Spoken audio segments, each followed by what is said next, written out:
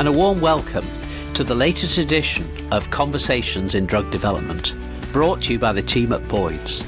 This podcast is for our fellow community of scientists and clinicians working in the wonderful world of cell and gene therapy and drug development. Thank you for tuning in, and we hope you enjoy the conversation.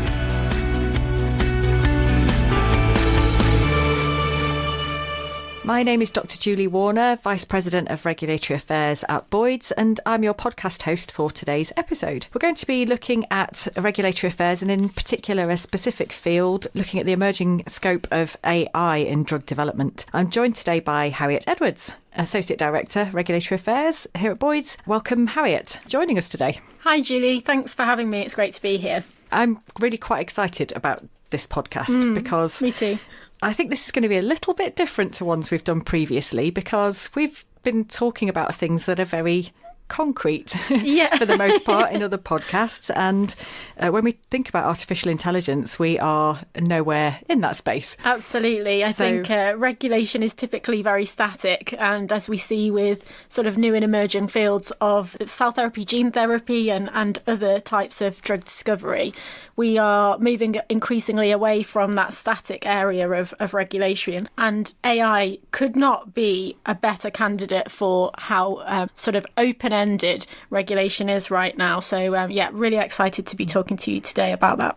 So I think it's really important just to set the scene here as well. So the scope for this is very much more of a theoretical discussion and a consideration of some of the possible utility of AI in drug development and looking at current regulatory trends and where the regulatory framework exists or doesn't exist and what its limitations might be. And then thinking ahead to the future, what might drug developers need to do if they want to use AI in the future? And then also having a look at perhaps where it is already being used and some examples of that. So maybe that's where we can start. So maybe you could just summarise for us, Harriet, how is AI currently being used in drug development?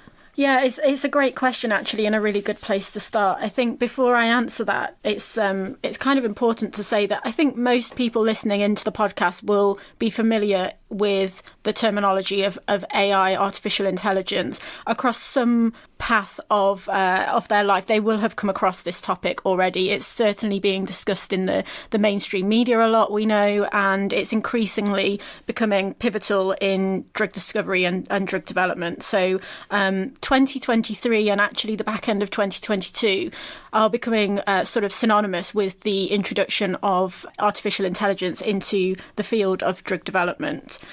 When we think about how AI is used within the drug discovery sort of area, it can be used in various different forms. And we've seen that. And I think there's scope for AI to be used even more in different areas, different phases of development as well. It could be as simple or as sort of restricted to a particular area of development as perhaps part of the manufacturing process. So when we think about CMC development, we may utilise an AI platform or a software technology that analyses data for us. So perhaps maybe mass spectrometry data being analysed by a computer model rather than manually by humans. That saves an awful lot of time.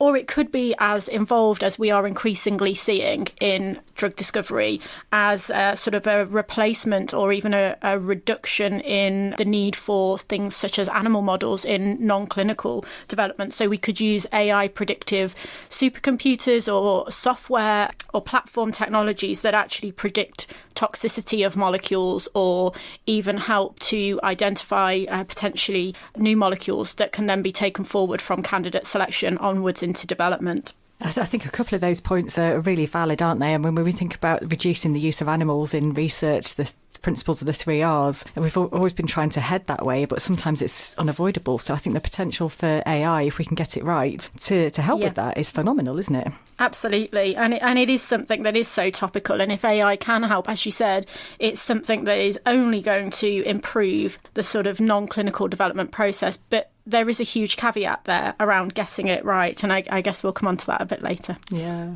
I think another important point for me is, when we think about how some of the AI platforms could be used, as you said, a lot of it is in the kind of drug development and discovery space as well. Yes. So many of us in the pharmaceutical industry are used to having a biology background and a biology approach. And do you think the skills profile might change of people's I think it will have to, absolutely. And I think I'm sitting here as somebody that's a pharmacologist by training, so I certainly am not a computer scientist, but I think there are definite niches where those people that are actually more adept to software development and a background in computational chemistry or biology would actually benefit hugely. And we're seeing that actually. So the big pharma companies are not necessarily changing their skill set. They're not necessarily introducing new people into the workforce on a permanent basis, although I do think that will actually happen in due course. What they're actually doing is collaborating with these niche startup companies that are developing the AI software. So you see either sort of in-licensing or acquisitions of these companies that have that particular skill set and that particular expertise. And we've seen that quite a lot recently over the last couple of years with some of the real big pharma names. We're talking Pfizer, Sanofi, AstraZeneca, Takeda, just to name a few, who are publicly telling people that they are starting to utilise this technology. So obviously you can imagine there's going to be plenty more behind the scenes that maybe aren't talking about it yet that are looking to utilise this technology. So for sure there'll be a requirement for people that are good with software developing, validation and verification to be able to use this technology properly. Yeah, absolutely. And I think that the potential value for the larger companies in terms of just buying in that pipeline is really interesting because, and it could tick a lot of boxes, I think, because if we can expedite efficacious and safe drugs get into patients, then I presume what price do you put on that? Have we got any examples of how that's happened? I mean, it's a really difficult one to put a price tag on, but what I can tell you is there's certainly big money being paid for this AI technology and companies investing big already, and that's only going to grow. So an example that I can think of off the top of my head, a recent one is, as I mentioned before, Takeda, the Japanese pharma giant, I'm sure everyone's familiar with, have recently acquired, I think it was February 2023, recently acquired a US-based biotech company called Nimbus, and they are developing an AI software that's based on computational chemistry, it's called. And basically what it does is sort of identifies active sites of protein-based molecules to find the next best molecule in its library of screening. So we're thinking really about candidate selection here and how to improve candidate selection, improve efficiency of candidate selection by finding a molecule that fits the correct binding site for whatever the AI computer software is looking for, whatever parameters it's selected, and also potentially able to improve selectivity and binding as well. And this is for this came with a hefty price tag, I should say. So Takeda paid $4 billion back in February, so huge amount, with a potential additional $2 billion coming as well if a certain milestone is hit. So, and that's for a small molecule protein-based company. So, huge money. That is quite significant, especially in the current economic climate as well, when we know that there are several companies, well, many companies out there struggling to obtain funding. That is a phenomenal amount. But yeah, probably reflective of the time and effort that's gone into development and how quickly something might be able to be progressed. Absolutely. And the time and cost savings that the introduction of AI software could actually, introduce, that's going to be worth a lot of money. And just thinking about another potential example of that, there's a company called In Silico, quite aptly named for an AI company. I'm sure that wasn't by mistake. But they're the first company, or so they are billed. I'm sure there may be other examples, but the first company to take a drug developed using AI technology to phase 2 clinical trials. So that's quite recent as well. But In Silico mentioned in their press releases and statements that actually there was a huge cost and time saving by using this AI generative software. So they estimated that using the AI to identify the candidate, so this is again for candidate discovery, so really early in development, but they estimated that there was a tenth of the time that went into development and a third of the cost. So that's quite significant, isn't it? Yeah. It's huge. And they actually noted that they took their, I think it was for idiopathic pulmonary fibrosis, the candidate that they selected and what they're looking to treat. They took it from target discovery into phase 1 in less than 30 months, which, that's going to come with a huge price tag. And it actually could change the face of development as we know it today. Of course, and the option for patients to obviously get access to a potentially efficacious treatment much more quickly, which is great. Yeah. So if these products are now starting to come through into the clinic, how is the regulatory framework set up to support that transition? Yeah, it's a really difficult question to answer, and I certainly don't envy the regulators at this point in where we find ourselves in pharmaceutical development and drug discovery, where things, as I mentioned at the beginning of the podcast, where things have historically been very static and fixed and prescriptive in terms of regulation. We are now finding ourselves in an unprecedented era. I mean, that was true certainly for advanced therapies and the introduction of gene therapies. And as we go on to talk about more complex gene therapies such as genome editing technologies and all of that good stuff, there is a real move to a need for pragmatic regulation and sort of the regulators learning alongside the developers developing. So there is this real need for a collaborative approach. And I think when we got to the technology of genome editing, we probably thought it couldn't get more complicated than that. And now we've introduced AI into the mix as well. So there really isn't anything fixed at the moment. And I don't think there can be. When we've talked about examples of AI being used across drug discovery today, we've mentioned, so many different areas. And it's really difficult for a regulator to pin down one set of frameworks that actually fits all of those things, whilst we are still learning about the evolution of AI. So there isn't anything concrete at the moment, which does make it very difficult for developers. But the regulators are aware of how much of a hot topic this is and, how important it is going to be in the future. So there are a few reflection papers. EMA and FDA have both introduced reflection papers, concept papers, and are actively encouraging discussion with developers, which I think is really encouraging. Yeah, absolutely. And I think it's interesting to note when you look at some of the content of those reflection and discussion papers, it's clear that the agencies have seen some products come through, but they're also aware of what they don't know. And, yeah. And it's an interesting, especially with the FDA discussion paper, I think it's very interesting that theirs is written very much from an outreach perspective, isn't it? They are actively encouraging that dialogue with absolutely. developers. I think it's a bit of a call to action as well. Regulation can only be as good as, like these AI technologies, the AI software is only as good as the data that's input into it, and it can only learn from the data sources that the developers provide. And it's similar to some extent with regulation. The regulators can only regulate what they know. And so there is a real call to action for developers to help with the creation of regulation that works first and foremost and make sure the patients are ultimately safe and the products are effective, but also a framework that's workable for the developers so there aren't any unnecessary hurdles as well. I think the FDA mentioned in that discussion paper that they had seen more than 100 submissions that incorporated AI, whether that was, full use of supercomputers or software or platform technology or something more simpler like the machine-based learning. But still, that's quite a significant amount already to be going through the regulatory process without any real guidance or framework to support it. Yeah, and I'm interested in the analogy with the genome editing and where things are with that. And obviously, you know a lot about that area as well, because you're just about to start your PhD on that area. And it's a similar level of kind of absence of specific regulation, I guess. Yeah, absolutely. And I guess that's a topic for a future podcast, I think, because we could talk for a long time about genome editing, but we will stick with AI for now. I think we've probably got enough to cover. Yes, with that, absolutely.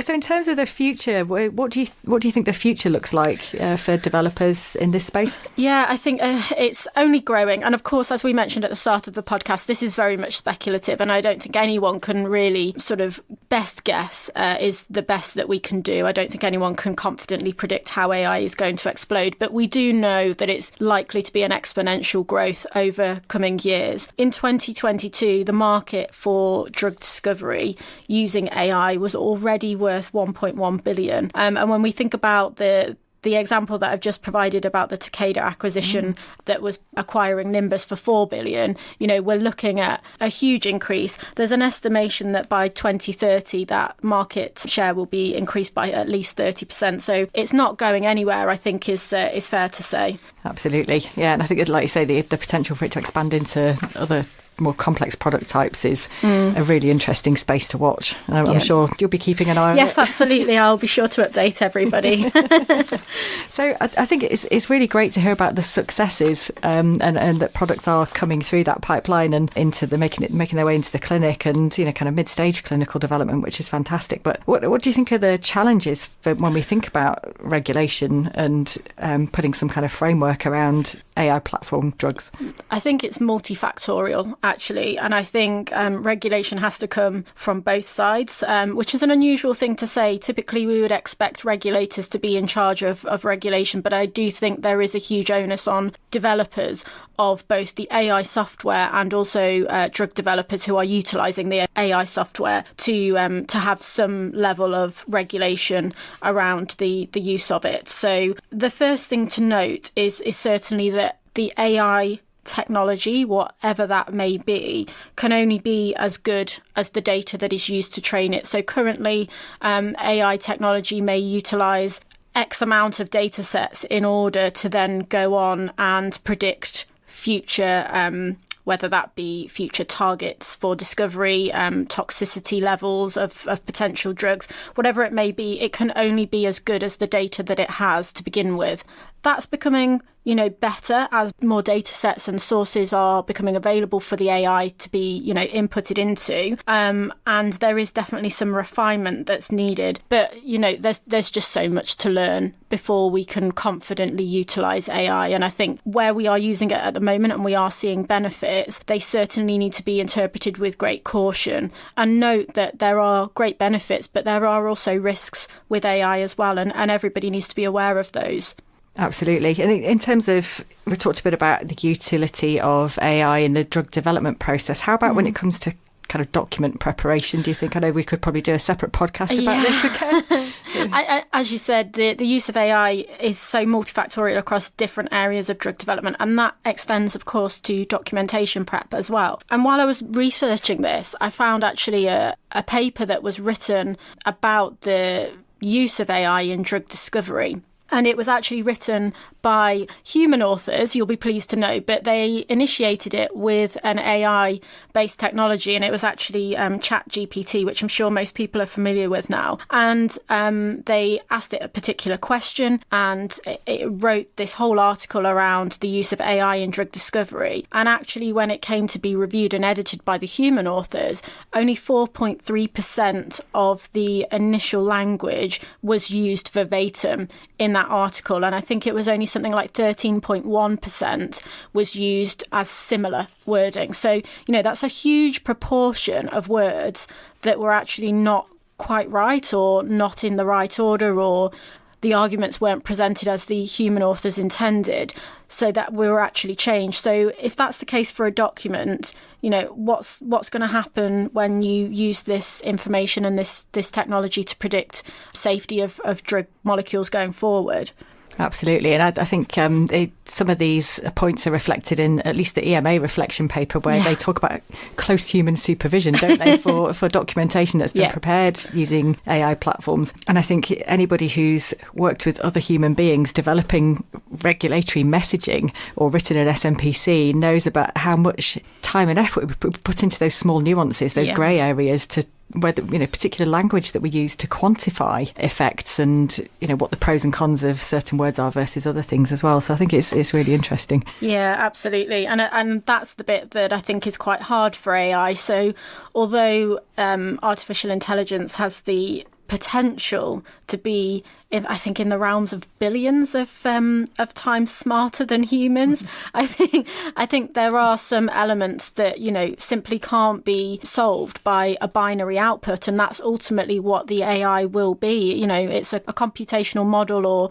software that is based on binary output. So the nuances, the grey area of regulation, as I'm sure most regulatory professionals will agree, is really the key to success. And I'm not sure there is a a complete worry about our jobs being taken over by AI in the future because of that very reason. So regulation is going to be a challenge for sure.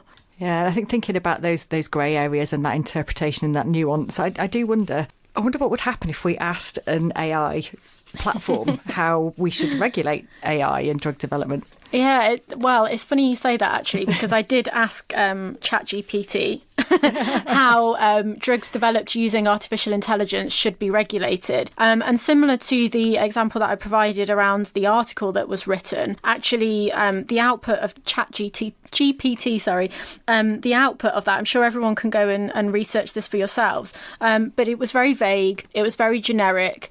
The response could be applicable to any particular part of drug development using anything, so not necessarily artificial intelligence, and so it wasn't particularly helpful. I think it gave maybe some good starting points, but it was certainly directing you in the case of thinking about ethical considerations or make sure your data is validated and audited, but there wasn't really anything more than that. And I think in order to develop regulation for something so specific as this, it's quite clear at the moment that ChatGPT is not going to be able to do that for us. That is certainly going to be a human job, at least for the foreseeable future. So I think we're safe for now. Okay, that's good to know. So I think there's so many things to consider here, and it's obviously going to change quite a lot very quickly. Yes. Given the pace of evolution so far, it's going to change very quickly. Do you think we're future-proofed enough in terms of, are we likely to see many successes coming out of using AI in drug development? Yeah, I mean, this is certainly not supposed to be a negative opinion whatsoever. I think that there's a balanced opinion to have on AI right now. There are huge potentials with the use of AI in drug discovery. And, some of those time savings and cost savings that we talked about earlier, efficiency, getting products to market quicker, can only be a good thing provided that they are safe and effective and supported by appropriate data. But there are also some negatives, or potential negatives, I should say, with using AI. And the way that data may be generated that could be misleading, or there could be, positive or negative bias, actually. As we said, data is only, the output of the AI is only as good as the input of the data that goes into it to start with. There are potential issues with that. And there are some examples of drugs where they have been developed using AI. There's one recently where I think it was Sumitomo, another Japanese pharmaceutical company, in partnership with a US-based psychogenics, and they developed an AI-generated drug for schizophrenia, and it was really promising.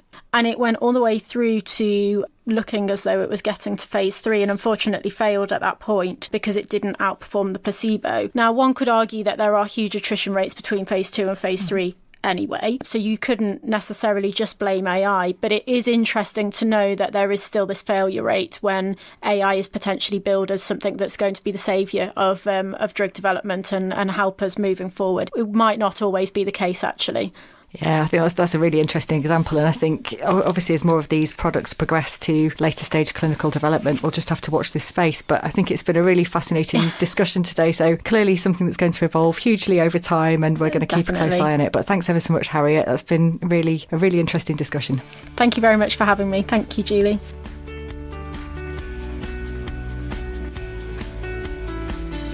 Thank you for listening to Conversations in Drug Development, the podcast series brought to you by the team at Boyd's. Don't forget to follow us on the usual podcast platforms or visit our website to ensure you don't miss out on any of our future episodes.